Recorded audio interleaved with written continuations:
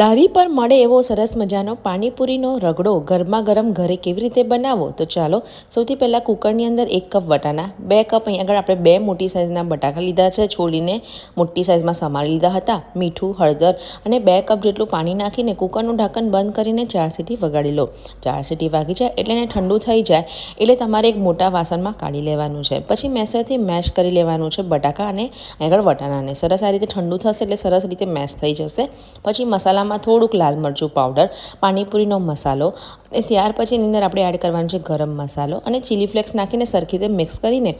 આ જ વાસણમાં આપણે આ રીતે સેટ કરી લેવાનું છે, જેથી એકદમ સરસ રીતે આપણે એને ગેસ ઉપર મૂકીએ તો આ રીતે વચ્ચે હોલ રાખવાનો છે, જેથી એની અંદર આપણે પાણીપુરીનું પાણી એડ કરવાના છે અને સરસ આપણે રગડો પાણીપુરીની સાથે ખાવામાં આવે જે રીતે લારી પર સેટ હોય છે કરેલું, બસ એ જ રીતે આપણે સેટ કરી લેવાનું છે। ઉપરથી ફ્રેશ કાપેલ ધાણા, અહીં આગળ ડુંગળી, અહીં આગળ ચણા પણ મેં એડ કરી દીધા છે,